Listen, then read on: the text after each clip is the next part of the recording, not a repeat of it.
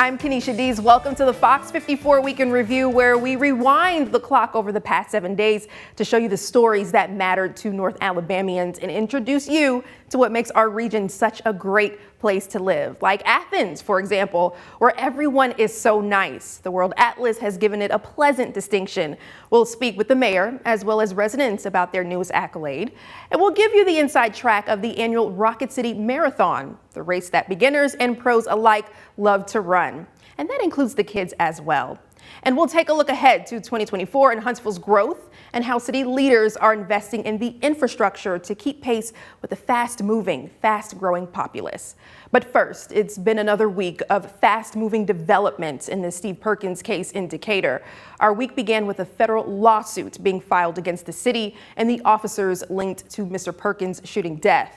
And the week ended with those officers appealing the disciplinary actions imposed by the mayor.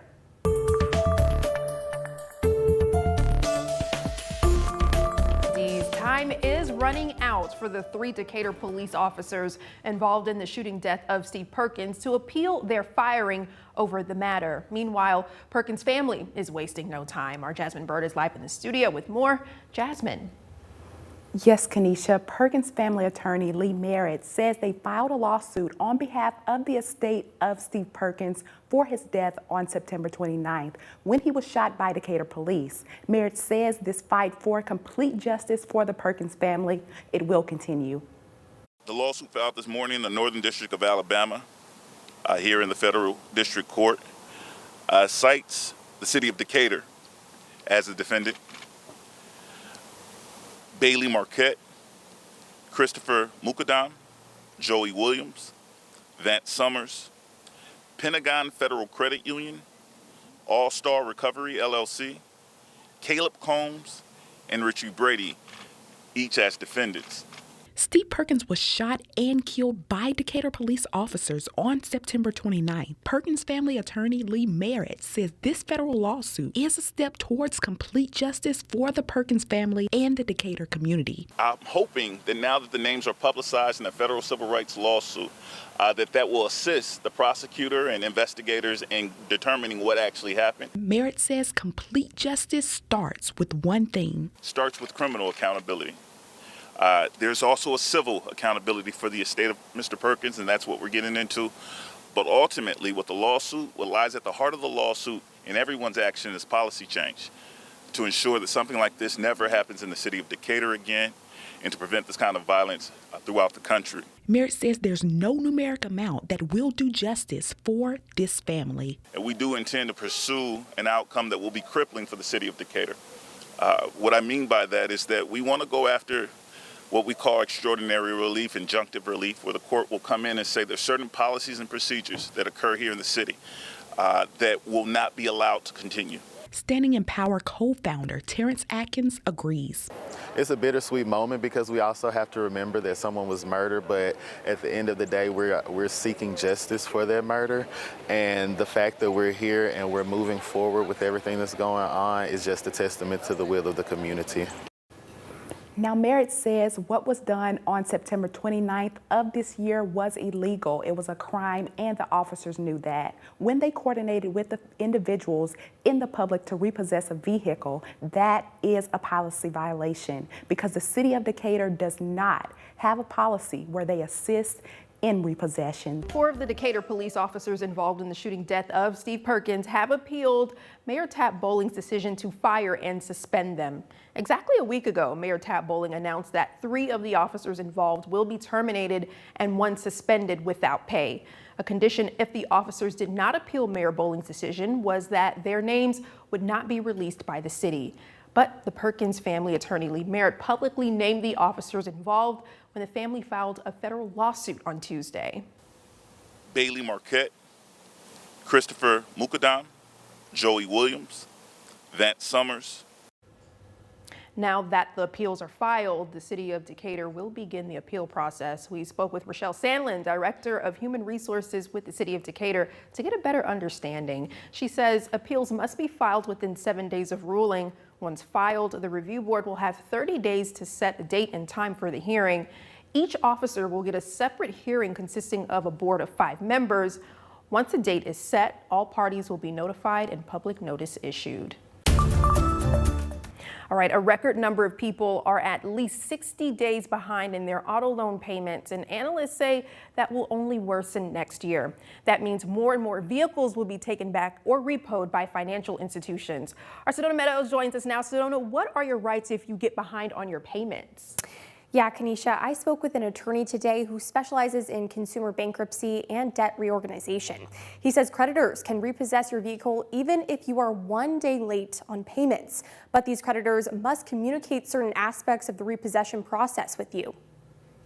In September, Bloomberg News cited Fitch Ratings report saying more than 6% of auto borrowers across the country were at least 60 days late on their auto payments. According to North Alabama bankruptcy attorney Joseph Pleva, if you have signed a lien with a creditor and you end up missing payments, that puts you at risk of repossession. Repossession is when somebody does default on their car payment.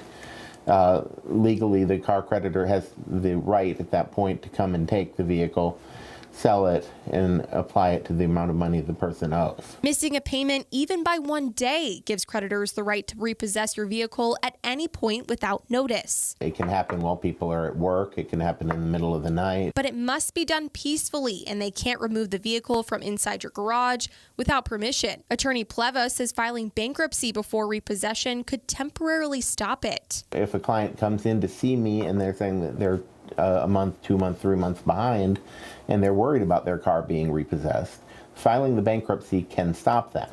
If they do end up repossessing your vehicle, They have to send you a notice saying that the vehicle's been repossessed.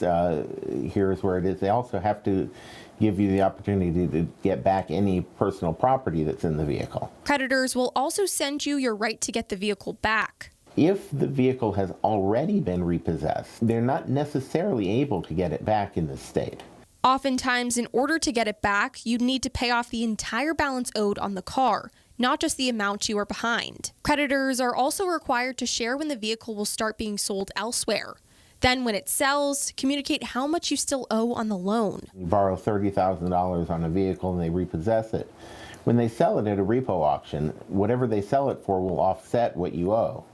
But if, for instance, they sell the vehicle for $10,000, you still owe the $20,000. After your vehicle has been repossessed and sold, creditors can sue you for the money you still owe. Attorney Pleva recommends speaking with an attorney about your situation. Live in studio, Sedona Meadows, Fox 54 News. An alarming federal lawsuit from one family in Lawrence County. They are suing the Alabama Department of Corrections after their family member's corpse was allegedly returned to them with no heart. Brandon Dotson, an inmate at Ventress Correctional Facility, was found dead on November 16th. Court documents allege his body was returned to the family nearly a week later, severely decomposed. An autopsy paid for by the family later revealed that the heart was missing. The family is suing for wrongful death, violation of constitutional rights, fraud, negligence, and mishandling of a corpse. We've reached out to the State Attorney General's office for comment. We'll continue to update as we learn more. It's been nearly 9 months since HPD Officer Garrett Crumby was killed in the line of duty. Our State Attorney General paid a special visit in his honor today. Officer Crumby was killed in the line of duty back in March. Our Jasmine Bird has more. Uniquely, it has been important to me as Attorney General that we honor specifically the memory of those heroes that we've lost. The honor today really is to remind a community of a hero who was willing to serve them, but also it is a reminder of what law enforcement does daily to be able to keep us safe. Officer Garrett Crumby was killed in the line of duty back in March. He was shot while responding to a call at an apartment on Governor's House Drive. Today we wanted to be able to do two things for this department and for Garrett's family. Is to remember that March 28th of this year was a sad day. That not only did we see remarkable heroism with one of our heroes here today, but also men that were willing to respond to be able to help a victim in a time of need. And for Garrett, it ultimately caused him to be able to lose his life. Crumby joined HPD in 2020 following 7 years with the Tuscaloosa Police Department. He worked with the HPD bike unit. And there's two ways that we want to be able to honor him today. Is one with a statue that we just simply call Praying Hands. And today, Chief, if you don't mind, I'd like to give you that Praying Hands in honor of Officer Crumby for the end of watch on March 28th of 2003. The other thing that we have, and I'd like to be able to read it at length, is a proclamation honoring Officer Crumby and his life. In Huntsville, Jasmine Bird, Fox 54 News. Thank you, Jasmine. Juan Robert Laws, the man accused of killing Officer Crumby, remains in the Madison County Jail with no bond while his case is in the hands of a grand jury. If convicted, the state intends to seek the death penalty. Now, Fox 54 Top Teacher, sponsored by Calhoun Community College. This next teacher we're about to meet has really put in the work, more than 3 decades worth of work. People who know her say she is very loving, caring, and makes each student feel exceptional. Meet this week's top teacher, Debbie Thomason from Cateka Junior High School. Meet special education teacher. Okay, this is my room. You can come in. From Cateka Junior High School. Okay, you ready? Go. Debbie Thomason. I still love it.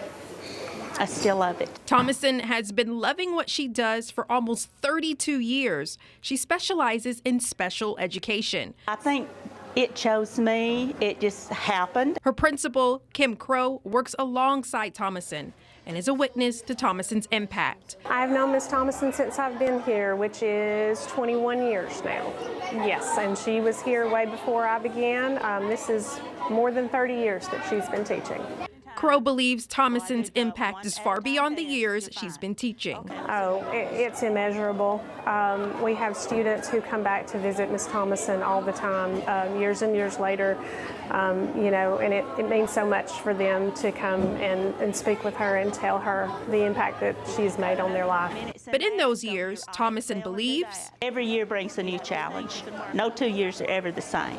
Getting the children motivated, we seem to have more and more not interested. We have to work on that even more than ever this year. And while Thomason is moved to motivate them, it's a good time to do it while I'm working one-on-one. They motivate her in turn. I love working with the children. I love seeing them learn. I love helping them. I just love every aspect of it.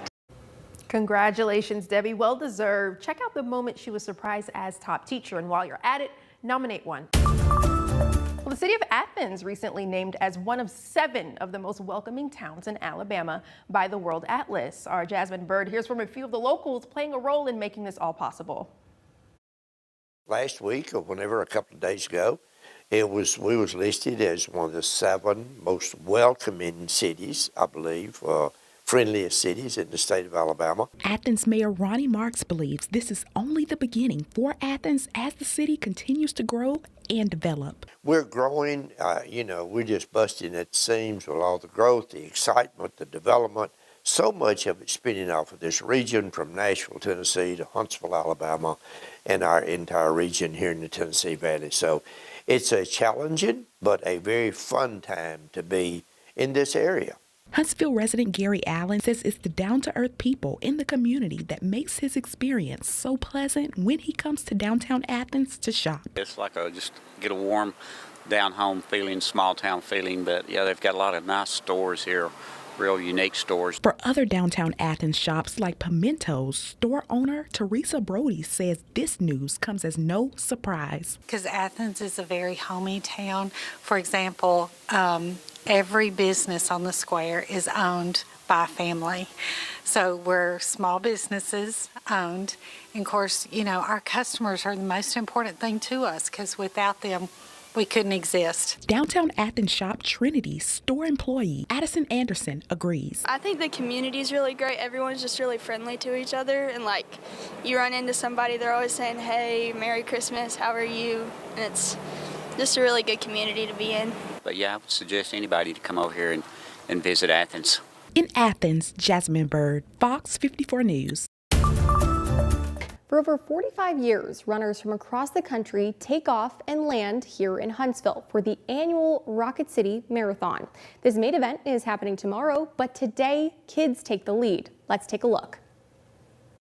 Being a kid, you're full of energy. I was running and I was running and I was running and I was running. And even if running is a normal part of your young life, preparing for the Rocket City Kids Marathon takes work. I was just going out 3 times a week, running half a mile and then 0.75 and then a full mile. I was moving my legs a lot. And it requires a lot of consistency. They log 25.2 miles before they come. Saturday morning, children grades K through 8 launched into their final mile of their marathon training program. Today I won a marathon. I was feeling really good. I was feeling like I had a really good pace. I felt happy that I was racing. I was a little scared, but I did it. Dana DeBartoleben, who is the co-director of the Rocket City Marathon, says this event is all about getting kids healthy and active. One of the moms showed up and she was getting her kid's packet, and she was telling me that at first her daughter was like, my legs are gonna fall off. And now her daughter is saying, hey, when are we gonna go run? And teaching them that you can do anything you put your mind to. I even passed some big kids running as fast as they can. You don't know what you're capable of until you go a little bit past what you think you're capable of. That advice being instilled in children. Keep going and don't stop. Pertains to everyone. I was 40 years old before I knew that I could run. And the journey to the finish line of any goal, Start slow and then work your way up. Can feel like a marathon. It felt hard, then it felt just right, then it felt too easy. If you were out and about in Huntsville this morning, you may have witnessed thousands of people running by. That's because today was the annual Rocket City Marathon, a race that reminds you how truly strong you are. Some days it may feel like we're running a marathon. And well, Sunday morning, some actually did. I ran the half marathon. We ran good for about a good 13, 15 miles, and the 16th mile, we both hit a brick wall, so my legs are a little tore up, but a few days of recovery will be good. The Rocket City Marathon, to be exact. An event that's been happening here in Huntsville since the late 70s. In '77, the only people that were running were the people that were trying to qualify for Boston. We took over in 2018. We added the half marathon, and then last year we added the 5K and 10K. To get more people involved, to get more people active, to get more people started. Bringing runners from all different backgrounds. I lost over 200 pounds in the last 5 years and decided I would start running. And I've done 120 races.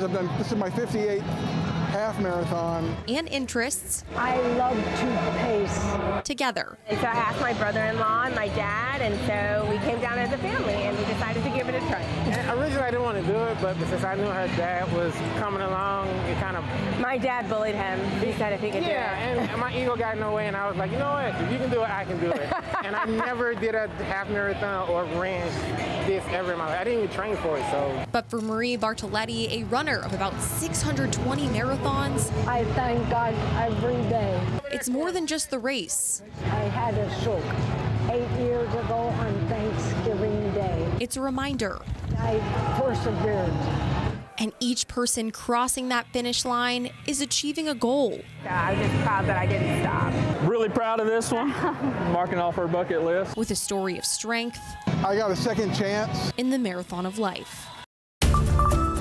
It was a special night at Lee High School ahead of the highly anticipated boys basketball game against Mae Jemison. The school honored 3 of its all-time greatest basketball players. Kobe Brown, Caleb Brown, and Ja'Cory Lane had their jerseys retired, and it was especially cool for Lane, who was in attendance this evening. The sophomore at UNA was in the building to see his alma mater and get honored. He said that being back in the gym where he played so many games brought back so many memories. But more than that, it meant so much to have Huntsville show up and show out in support. Man, it means a lot. This was always a dream of mine. You know, from the start that I played basketball, and for to have my jersey retired under Coach Brown, it means a lot. It means a lot to me just to come home and know that I got this support from everybody from the city.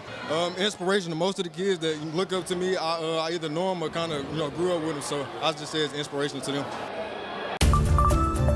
On the back of a historic day by running back Logan Anderson, the Fife Red Devils are once again the kings of Class 2A, winning their 7th state championship in 10 seasons. Let's see how the Red Devils once again won it all. Fife meeting Reeltown in the postseason for the third time, second time in a state title game. The Red Devils blew out the Rebels in the previous two meetings. Both teams scored 2 TDs early in this one, but Fife leads 14-12. In the second quarter, Logan Anderson hitting pay dirt, refusing to be brought down as he crosses into the end zone. Touchdown Fife. They lead 21-12 after a successful extra point. The Red Devils turned the Rebels over on downs on the next drive, and now they are back to work. This time, the ball goes to Ryder Gibson, and he's off to the races. Gibson brought down inside the Reeltown 25, and just a few plays later, Anderson is once again gonna be the one to score. It's his third touchdown of the day, and Fife goes into the locker room up 28-12. Into the third quarter we go. The Red Devils recover the kickoff after it deflects off a Reeltown player, and the lead is going to continue to grow. This time it's Gibson speeding around the outside, hits the defender with a wicked cutback move, and he's tackled forward 4-6. Touchdown Fife. They're up 36-12. Gibson ends the day with 139 yards on the ground and 2 TDs. He's just a freshman. Now, Reeltown scored TDs in the third and fourth quarters, making it a 12-point game, but there was never any threat of a comeback tonight. Fife churns out yet another scoring drive in the final minutes of the game. Anderson finished the game with 256 rushing yards and 4 rushing touchdowns, both of which are new 2A state championship game records. The junior also owns the Fife single-season rushing yards record and the rushing touchdowns record with 2,864 yards and 45 touchdowns. The Fife Red Devils are the champions of 2A. It's their 7th state championship in program history. Final score, 43-24. They lost the first game, and they went to work, and man, I'm so proud of them. I can't even think of the right words to say about it, but these are dogs right here, I can tell you. And the core of this Red Devil team not going anywhere, as this year the Red Devils had just 4 seniors. Huntsville drivers, listen up. The new hands-free driving law will take effect January 1st. This means it'll be against the law to hold a cell phone while driving. Our Sedona Meadows joins us now. In Sedona, the city held a press conference today about that new law. What have you learned?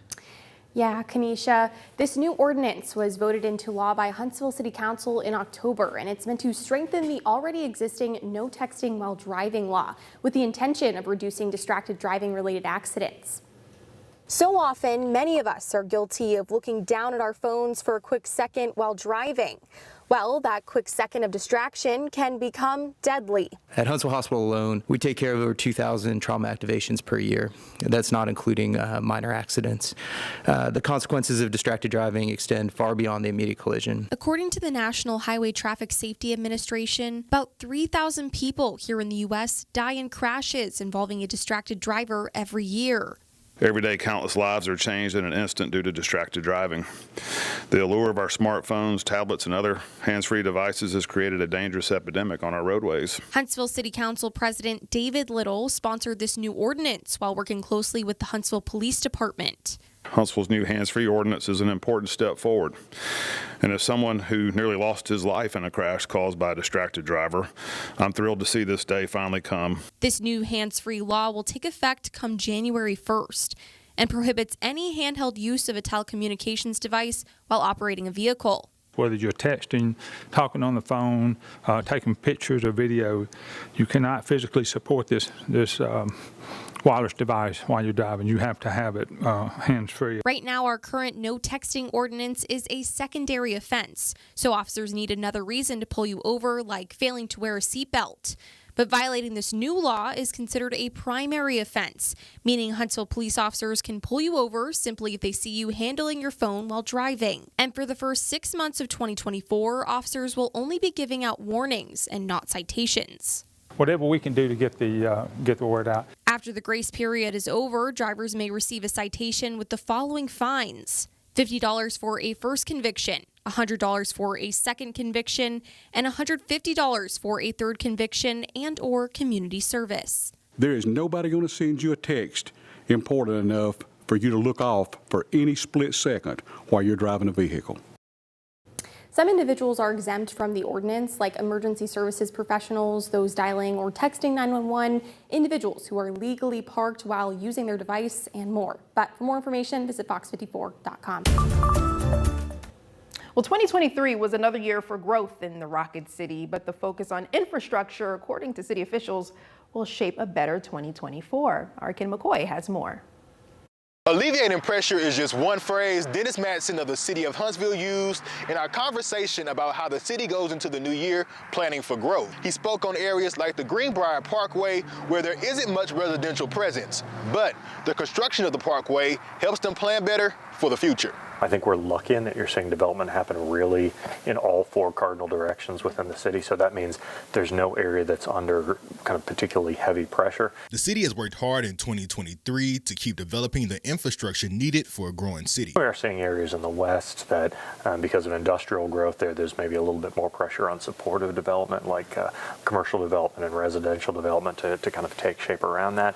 But we really try to be aggressive in understanding what kind of zoning we need to have on the ground, what kind of regulations we need to have to shape that supportive growth. One key to a successful growth project, having the roads that support the capacity. A really good example of that is Greenbrier Parkway, which if you drive along, very, very open. There's not a lot of development on it. It is a very kind of high capacity road. It can carry a lot of traffic. That was done in advance in anticipation of a lot of the development that's going to occur around there. And that's not the only area city planners are thinking about. The northern bypass, getting that one kicked off is going to be that'll be a really great tool for supporting development in the northern half of the city. Some of the improvements to 565, the ongoing discussions about widening 72, the aforementioned Greenbrier Parkway, a lot of those will help us continue to manage growth and encourage growth in the right areas. It's exciting because it means that there's no part of the city that isn't experiencing the benefits of what we would consider thoughtful growth. For Fox 54 News, I'm Ken McCoy. Many will be doing some online shopping this holiday season, which means you should be on the lookout for pirates. No, not those pirates, porch pirates.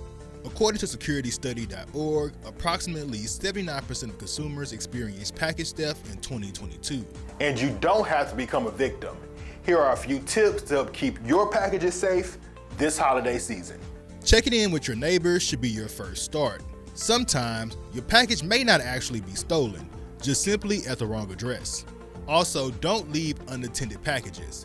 It's best to schedule your deliveries when you know you'll be at home so packages aren't left for an extended period of time. If scheduling is an issue, ship to store is your next best option.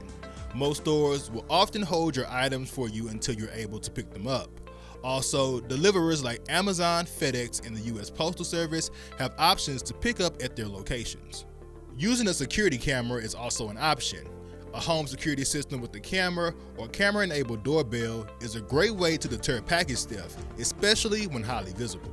And to make sure that package goes directly into your hand, require a signature. Many companies offer the option to require a signature before leaving a package, letting you take physical possession of the item as soon as it's arrived. If you unfortunately find yourself a victim, the best thing to do is file a police report and also file a report with the carrier. For Fox 54 News, I'm Ken McCoy. And it is beginning to look a lot like Christmas almost everywhere you look. And when it comes to searching for that perfect Christmas gift, it's important to also watch out for those sneaky holiday scams. Our Jasmine Bird has some tips. So this holiday season, we do encourage shoppers to shop safe. And shop smart, but most importantly, online, you want to make sure that you're going to legitimate websites, checking to make sure that the information on there is accurate and that the business, in fact, is indeed legitimate. It's also very important to steer clear from deals that just seem too good to be true. Yeah, so there are fake websites out there trying to sell the hottest toys for deals that seem too good to be true. There are also various social media gift exchanges happening on various social media platforms. And you also want to steer clear of various puppy scams that may be happening during the holiday season. There's also an uptick in delivery shipping scams this holiday season, and this is how that scam is usually presented. You receive a text message stating that your delivery cannot be sent to the address on file, or they're missing information related to your address, so they'll claim that they need to for you to confirm your information, whether it's your name, your phone number, as well as your address. This could very well be a scam. Yes, so the gift card scams very well could be a scam when they send that information, a text message saying that they need you to verify your delivery information. You do not want to provide the personal information or details inside the text message. Instead, you need to go online to the company's website, get their contact information, and then call them from there. For a complete list of holiday scams, just visit Fox54.com. In Huntsville, Jasmine Bird, Fox 54 News.